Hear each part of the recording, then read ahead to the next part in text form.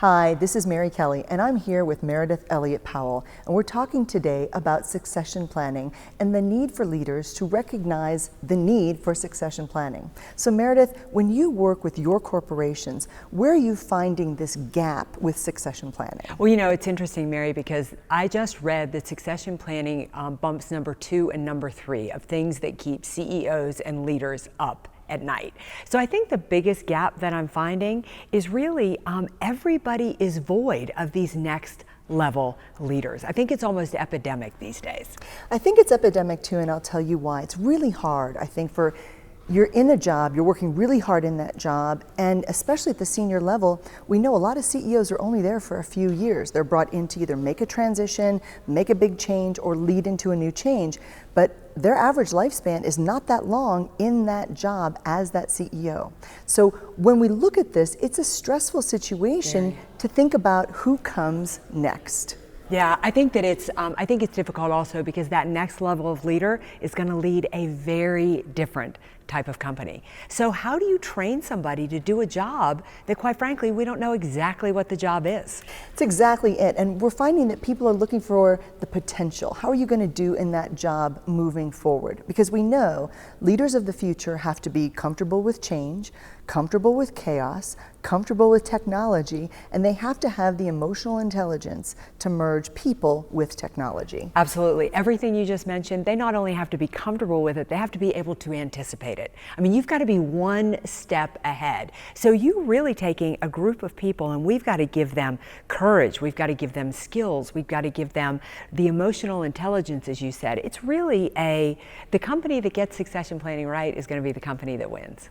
I do think that that's a key point, that the companies that are planning for succession now are going to be the companies that are around in 5, 10, 50, 20, 30, and even 50 years. Yeah, the biggest challenge companies have, I mean, the war is on talent. You've got to find the talent, you've got to engage the talent, and then you've got to train the talent to take over your company. And we've sort of talked about the idea of whether or not your external possibilities for talent is more important than internal. What are your thoughts about that? I think it really needs to be a mix. I mean, if I can date us a little bit here, I'll go back to Jack Welch, back when GE was quite the company. But Jack Welch always believed that you had some internal clients, but you brought at least 10% in from the outside just to shake it up a bit. And I do think that you are going to need people inside your company who see your problems and your challenges from a different perspective. At the same time, you're going to need the wisdom that those who come up through the ranks and the trust that they create. So I think if you can put a combination like that together, it's going to be really powerful. One of the areas I think our companies are really struggling with right now is what happens when you've got an internal candidate for a promotion and then they don't get it. A couple things happen. First off, that internal person gets mad, they get hurt, they're upset, but they can also kind of spread that to the rest of the team, especially if the rest of the team was counting on that internal candidate getting that job. And I know you've seen that too. I've seen it so often. I've got to tell you, Mary, I think the biggest mistake companies make is that you start to groom people for promotion and you make promotion an entitlement rather than something that people are working and developing and eventually promotion will happen. But so often we tend to even subliminally promise people promotions and they have an expectation of it. And if you don't set your succession planning up right, you're going to set people up for ultimately feeling like they failed and they'll end up leaving the company. And I worry about those hurt feelings being manifested throughout the organization, but also those expectations not being managed. There not being a transparent situation, not processing the process well, not really handling it very well. I worry that so many people, because it's not their job. Right. You know, it's one of those things where you try to plan for the future, but if it's not something you do all the time, even as a great leader and manager, I think it's really, really difficult. I think it is too. I mean, I think that succession planning, you said something very key there, and that is that it's a process. It's something that should be consistent. It's something that should be ongoing. I really think that succession planning is about creating a culture of constant development. We get so hung up on promising people a position when really it should be about their own development. I totally agree. And this is one of the things that in the military, you know, we're expected to train our people for their next level of responsibility. And I found that in a lot of civilian organizations, they're not that big on that. It's not their real priority. And in fact, if you survey most employees at most corporations, they would tell you that they don't have a career advancement plan, and their managers and their leaders say, I don't want to have that conversation with my people because I don't know how to do that. I think that leaders today, honestly, I still think we're still suffering from survival mode. We never really came out of it, and they're just not thinking past really who's going to lead the company going forward. We're in a crisis because how many leaders are 60 plus? I mean, those of us who are starting to age up are getting tired and want to get out. And you've got to realize it's going to take you 5, 10 years to train those next level leaders. And one of the reasons that we found our CEOs and our CFOs are older getting put into those positions are two things. First off, they have to know budgeting and finance like never before. And the second is regulatory issues are more complex than ever before. So the people coming into those jobs are already a little bit older, and the people coming into those jobs really need that great training, that matriculation, and that inculcation into that corporate culture. But you know what everybody's missing is the fact that you've got this younger generation. We all talk about the younger generation, right? But they are hungry to learn. They want to develop, they want to grow. You just have to have the plan in place for them. They are not going to figure it out on their own. You've got to develop them, but you've got a team of people that want to do it. I'm excited about the idea that we have a book that helps leaders and managers with succession planning, because in the past few years, we've noticed that so many of our organizations are really struggling with how to put the right people in place. You know, once you got the people on the bus, what seats do they take? And now you got new people getting on the bus. And now what do you do with those people? And is the bus going in the right direction? So we put together this book called Who Comes Next? And this is leadership succession planning made easy so that our leaders and managers have a framework, a path, and a plan moving forward. Yeah, you know, we almost called it building your leadership bench, right? Because it really is about building that bench strength, having the leaders all the way down through your corporation. What I love about the book, though, is it's not just for that top line. Once you nail that top line, it's going to take you all the way down through, so you have succession at every level. And you know, that concept of having a succession plan in place for the organization moving forward is so important, not just to that person leaving and their successor. It's everybody else in the organization who is affected by that change in leadership. And that's board members, it's other employees, it's other C-level people, and most importantly, it's your customers and clients who deserve that kind of consistency. I think the businesses miss it so often how important succession planning is to the external customers, to the people who are saying, wow, that company's going to be there, they've got a plan. Especially if you're in professional services, whether it's an attorney, whether it's an insurance company, a dental practice, or a medical practice, patients are starting to look at you, clients are starting to look at you and saying, how old are they? And if there's succession there, we feel comfortable. We feel like we're going to stay long term. I think a lot of this is about trust. Yes. You know, our clients and customers in the medical, in the dental, in the insurance, in the legal profession, they want to trust their provider. They want to trust their team. And if it looks like their team isn't going to be there for them, I think they have a right to be concerned. I would definitely agree with them. But you know what? We have a program. I mean, you read the book, and the book is going to tell you a lot about succession planning. But Mary and I have put together a year-long program that actually is going to take the heavy lifting off of you to really create your succession planning program. So Mary, start to tell us a little bit about the program.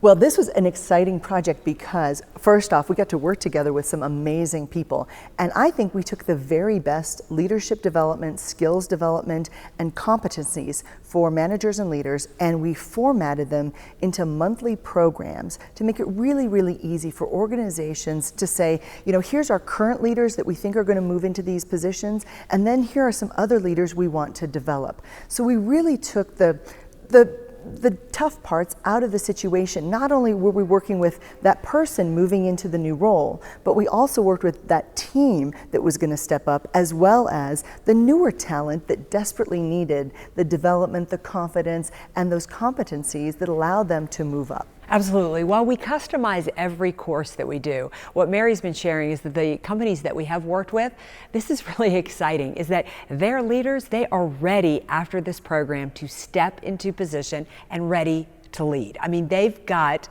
not only the skills they need, but the leadership vision, the communication strategies, the way to build a team, the ever important accountability coaching skills, and then how to make the critical and strategic thinking decisions. One of the things I really loved that we did with especially that first group was we did assessments. Yes. We made sure to take data, and we took data points that allowed them to see their own development and move forward in the areas that was most critical and most important to them.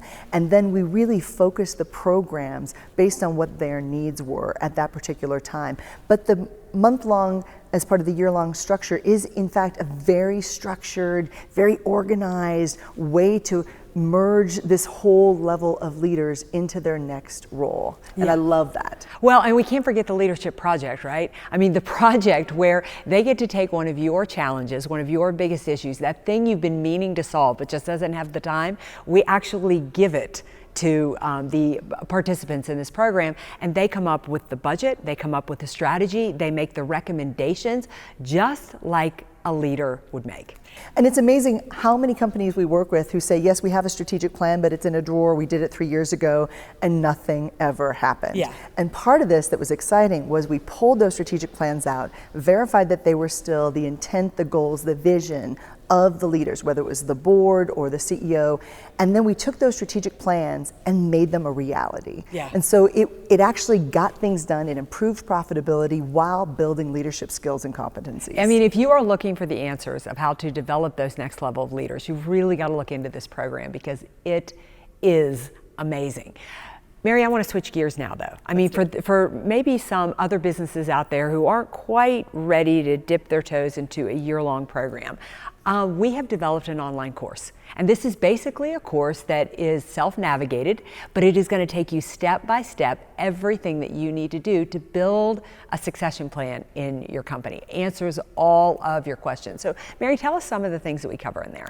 Some of the things I love that we covered is how to create your leader of the future, and that is your leadership avatar. And I think you talk about that in one of the videos about how to create your leadership avatar. We talk about ways to create the team, that bench that Meridith is talking about, that depth of experience, knowledge, skills, and abilities. And we talk about how to find the talent that you need to grow your organization, whether it's external or internal. Yeah, I mean, we've got some really innovative strategies on how to find talent. I mean, you can't build a succession plan without the right talent, right? So we've got some really innovative ideas on where to find those. We dive into everything that you need to know to build your succession plan. But again, not only build it at the very top level, but actually build a culture so that you have leaders all the way through.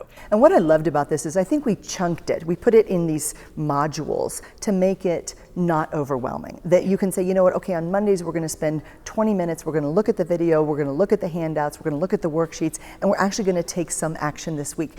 So it's not something that you have to commit an entire week at a time. Nobody has the time to do this. And we figured that out with, again, our prototypes, our corporations that were involved with us early, and we chunked it in a way to make it accessible and really manageable. And I'm proud of that. I'm really proud of that. I am too. And we have worksheets and handouts and all the transcripts from it. It's really, really an incredible online course. How do people find out about it? So we both got this on our websites, and mine is productiveleaders.com/succession-planning. Well, mine is Meridith Elliott Powell, and it is the same succession planning piece on there. You can also find us on all the social media sites. And Mary, what is your email if people wanted to reach out? I'm Mary@productiveleaders.com, and you are? Meridith@meridithelliotpowell.com. And I think we also have some free bonuses on both of these websites. I think we've got a webinar that was wildly popular. On succession planning. On succession planning. And then there was our list of succession planning questions, whether to figure out if you need this plan, this course, or any of the video series, or a consult with either one of us. And how about a succession planning assessment? See where you are on the succession planning strategy plan. You can download that as well. So if there's nothing else, you need to go to those websites to get the free downloads and the bonuses. And I think one of the things we also offered, wasn't it, that if somebody just wanted to call us and talk about this, that they can book that through either one of our sites, and one or both of us. Absolutely. So please reach out. We'd love to share more, but solve the ultimate problem that you have, succession planning.